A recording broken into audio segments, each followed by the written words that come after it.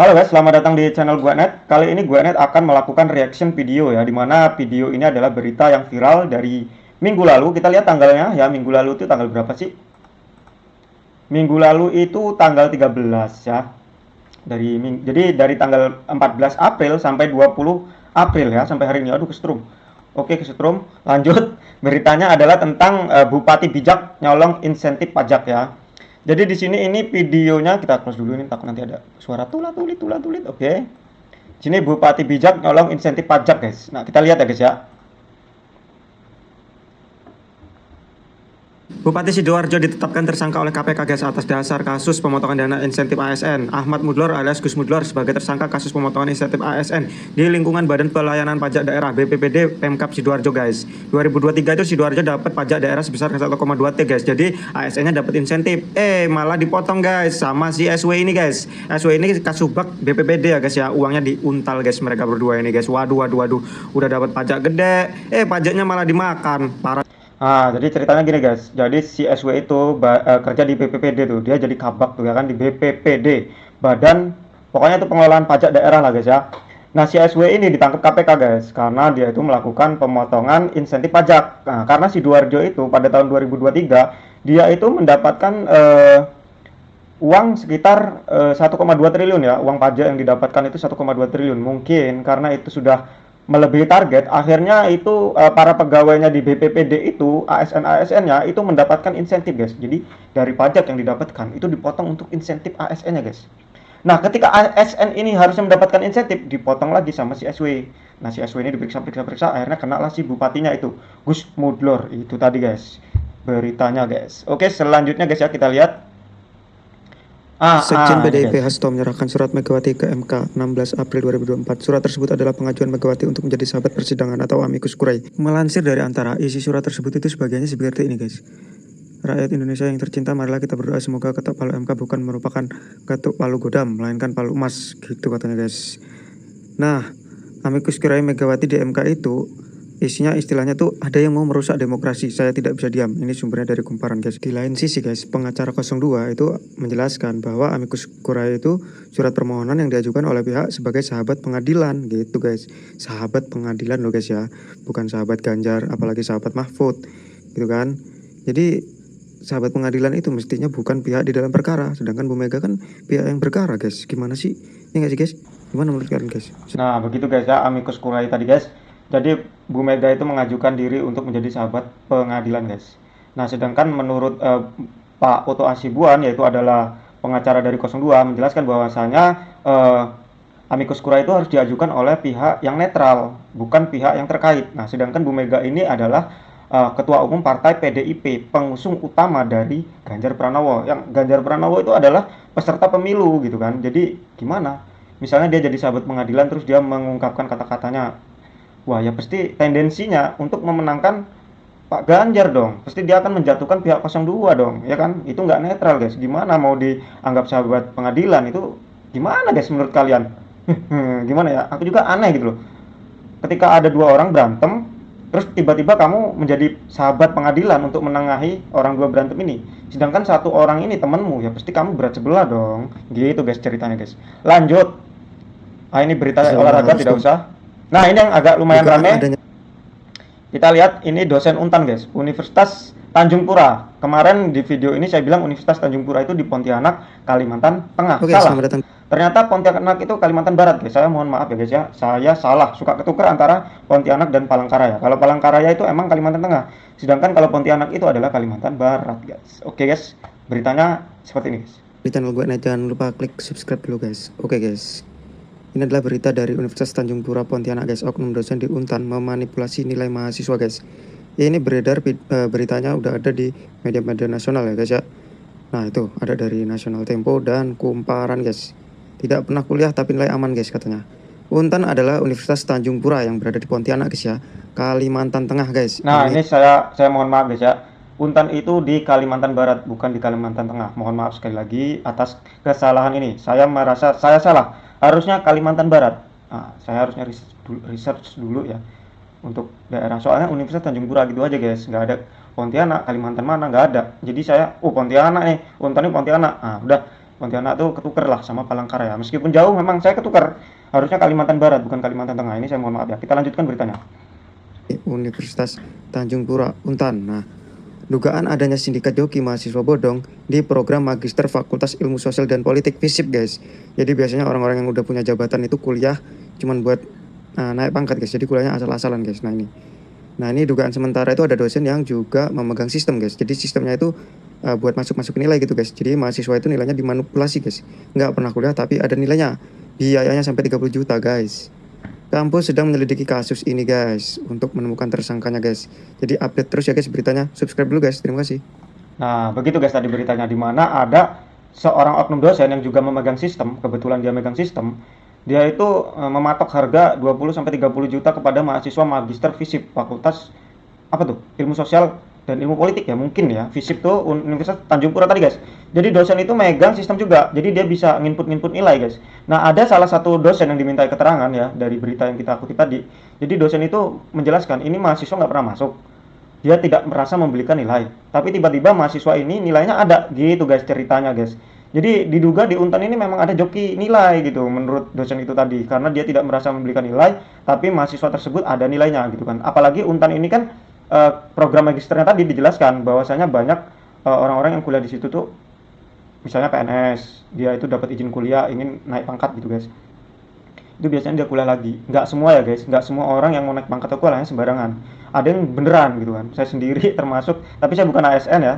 Saya bukan juga mau naik pangkat, saya cuma iseng-iseng aja kuliah. Tapi saya serius kuliahnya gitu. Jadi bener-bener emang niatnya itu saya itu pengen ketemu orang-orang yang keren-keren gitu kan kuliahnya gitu. Istilahnya ketemu orang-orang yang lebih pinter, wawasannya jadi lebih luas lagi gitu kan. Ada yang seperti itu. Ada juga yang cuman dapat ijazah, yang penting saya bisa naik pangkat saya gitu kan. Nah, biasanya mereka tuh malas-malesan gitu. Bukan karena malas ya, tapi karena memang pekerjaannya sudah banyak gitu kan. Jadi mau mengerjakan tugas kuliah atau apa itu agak berat gitu. Jadi mereka memilih jalan pintas. Nah, itu tadi ternyata ada dosen yang freelance sebagai joki merubah nilai, guys. Seperti itu, guys, di Untan ini. Nah, pihak kampus juga lagi nyelidiki itu kasusnya siapa. Nah, kabar terbarunya udah ada apa belum? Silakan kalian cari sendiri gitu ya. Saya tidak mau nyari-nyari di sini karena ini reaction video-video yang sudah saya buat gitu. Oke, lanjut. Kita lihat shorts yang lain ya. Dosen joki luar biasa sih. Ya mungkin dia mau kaya dengan jalan pintas, guys. Jadi ya terpaksa dia melakukan hal itu, guys. Kita lihat yang berita yang di atasnya mana ya?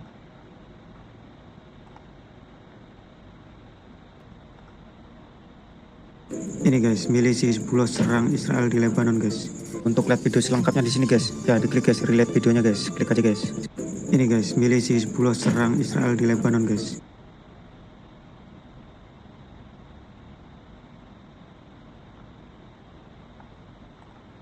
Ini, guys, milisi Hizbullah serang Israel di Lebanon, guys. Nah, subscribe dulu, guys ya. Subscribe, guys. Nah, Iran itu, guys, punya senjata yang banyak, guys ya. Salah satunya itu drone, guys, drone kamikaze atau drone bunuh diri. Itu juga banyak banget mereknya, guys. Dia sudah pernah kirim drone kamikaze itu ke Rusia, guys, yang untuk nyerang Ukraina, guys. Nah, ini kita lihat cuplikannya, guys. Cius nih, guys. Ini kayaknya sih drone Shahed, guys. Drone Shahed versi berapa nggak tahu, banyak. Drone Shahed aja versinya banyak, guys. Nih, lihat, guys. Lihat, guys, bangunannya hancur, guys. Itu katanya bangunannya ada orang Israel, guys. Nah, ini nih.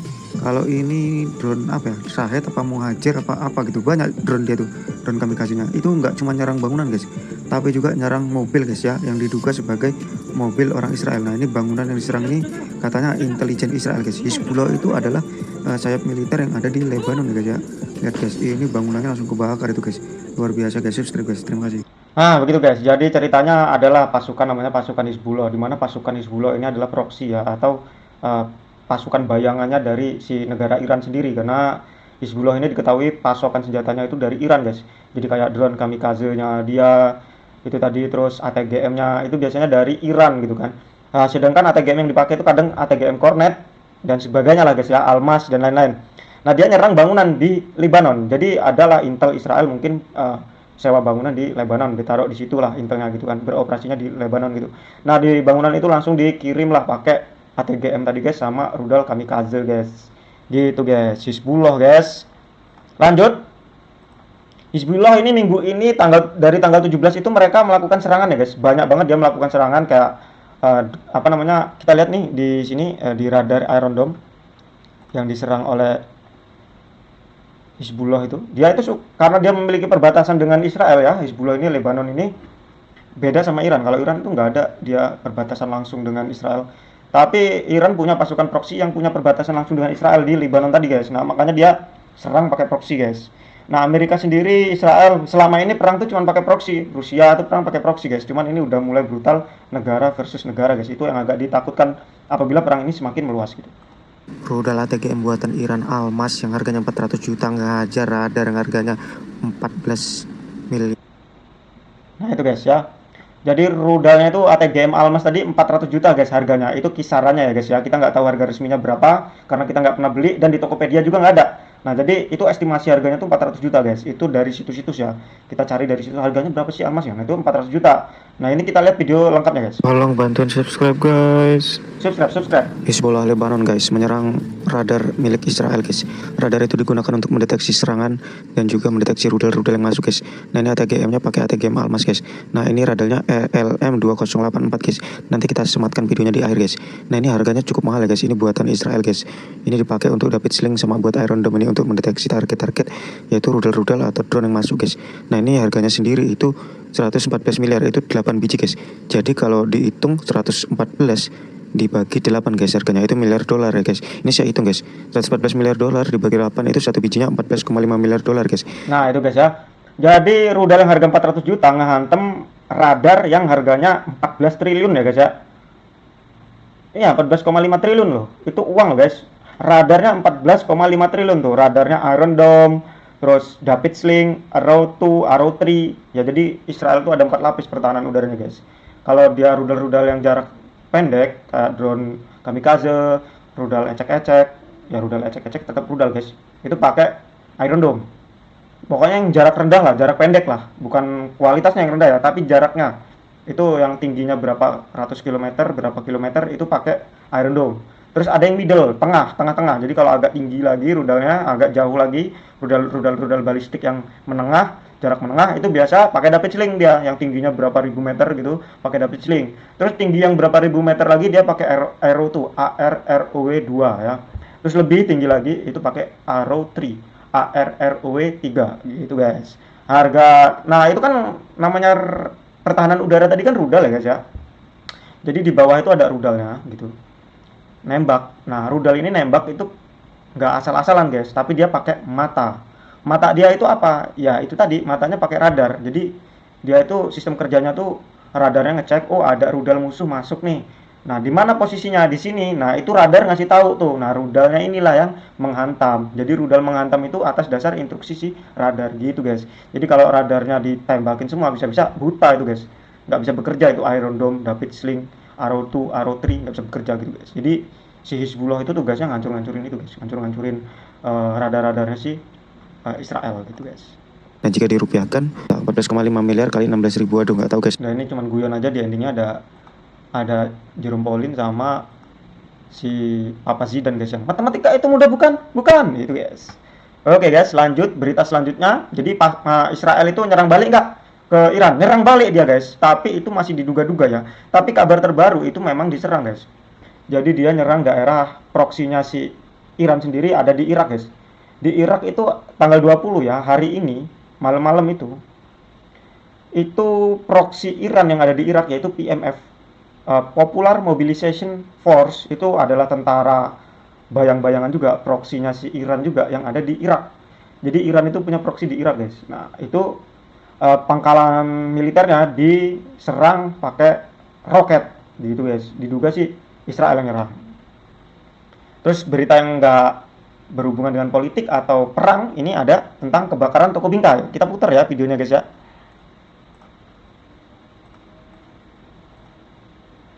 Sekarang kita potong-potong videonya, nggak full di short gitu. Kebakaran toko bingkai guys. Halo guys, terjadi kebakaran besar guys di toko atau tempat pembuatan frame atau bingkai ya guys, yaitu Saudara Frame and Gallery di Jakarta Selatan Mampang guys. Nah ini bangunannya 3 lantai guys, ya ada berapa lantai itu? 4 lantai guys atau 3 lantai guys, dan ada ruang bawah tanahnya juga guys ini guys. Nah ketika pagi ini guys ditemukan ini 7 orang yang ada di lantai 3 itu meninggal dunia guys. Ya ampun guys, kasihan banget guys. Kronologinya menurut Kapolsek Mampang yaitu Kompol David Junior Kanitero guys, kronologinya adalah terdapat pekerja di ruang bawah tanah. Itu orang yang selamat guys, ada yang selamat kan 5 orang atau 4 orang yang selamat itu ditanya, itu katanya mereka lagi mengerjakan pekerjaannya di ruang bawah tanah guys, dan ada 1 orang itu yang menyemprotkan bensin ke kayu untuk mengusir rayap guys, dan ada yang bilang juga ini karena tabung dari kompresornya meledak guys, dan mungkin karena banyak barang-barang yang untuk bekerja itu mudah terbakar, jadilah terbakar ini guys. Jadi api dari bawah tanah itu menjalar guys ke lantai 3 guys, dan orang-orang itu terjebak di atas guys. Nah ini tokonya sendiri ulasannya bagus guys di Google Maps guys. Ya semoga aja yang meninggal dunia ini diterima di sisinya ya guys ya. Semoga korban yang luka-luka juga cepat sembuh ya guys ya. Bantu subscribe channel ini guys. Nah gitu guys, jadi ceritanya itu awal mulanya itu jam 9 malam atau jam setengah 10 malam, pokoknya itu udah malam guys. Itu waya-waya orang istirahat guys. Itu di bawah di lantai basement itu ada orang yang lagi kerja, karena ini kan toko bingkai ya, di situ juga merangkap tempat produksi di bawah tanah itu. Nah di situ tuh banyak bahan-bahan yang dipakai itu dimakan rayap, mungkin karena toko bingkai kan mungkin kayu ya. Nah dimakan rayap adalah pekerja itu yang nyemprot kayu itu pakai bensin supaya rayapnya mati mungkin ya.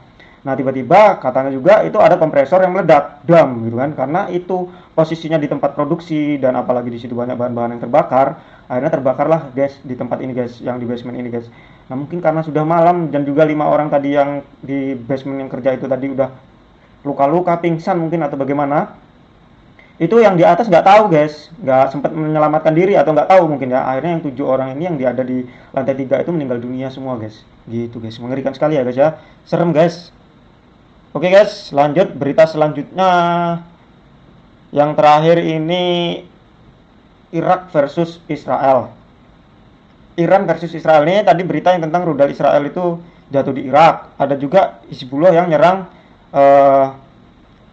bangunan militer, sama-sama kayak tadi guys. Serangan Hizbullah tuh ya nyerang pakai ATGM, terus nyerang radar kayak gitulah. Terus markas proksi Iran diserang Israel ini yang orang Irak guys, yang PMF tadi guys. Ini ada cuplikannya guys.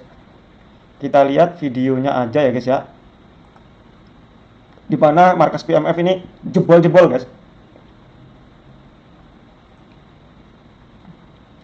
Tapi Guys, ini adalah cuplikan markas. oke guys, kita lihat ya guys. Tapi ini ya guys ya. Ini yang nyerang itu masih diduga aja Israel gitu. Mereka masih belum bisa menemukan siapa yang nyerang gitu. Masih diduga aja Israel. Bisa aja yang lain kan. Kita lihat ya.